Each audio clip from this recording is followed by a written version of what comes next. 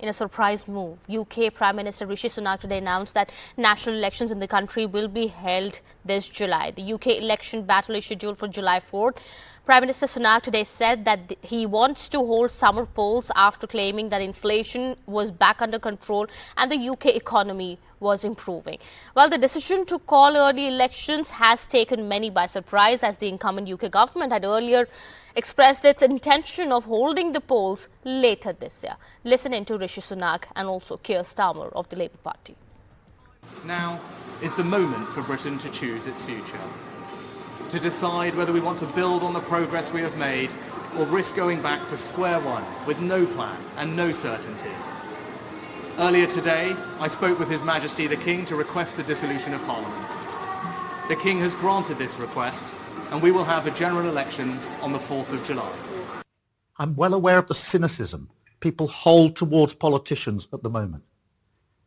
But I came into politics late, having served our country as leader of the Crown Prosecution Service. And I helped the police service in Northern Ireland to gain the consent of all communities. Service of our country is the reason and the only reason why I am standing here now asking for your vote.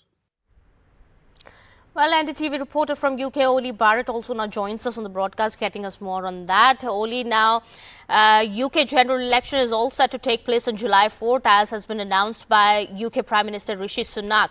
But many say it's a high-risk move. It may be called as a bold move or a reckless move even by many, the decision that now has been taken by Rishi Sunak.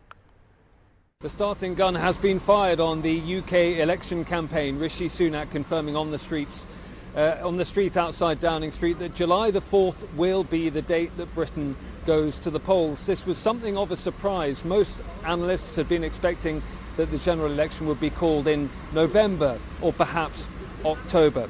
The Prime Minister insisting that the economy is improving, that issues around migration and the National Health Service are being dealt with as well. He says life in the UK is beginning to improve again after a difficult period of a cost of living crisis, the energy price spike, COVID-19 pandemic and the furlough scheme before that. He will point to his successes in office. The opposition Labour Party will say many of the problems that Britain has been facing are a direct result of Conservative government economic policies. Labour say it's time for a change. Keir Starmer, the leader of the Labour Party, Rishi Sunak, the leader of the Conservatives, all the other parties and their party leaders as well will now begin crisscrossing the country, making their case to the British people ahead of that vote on July the 4th.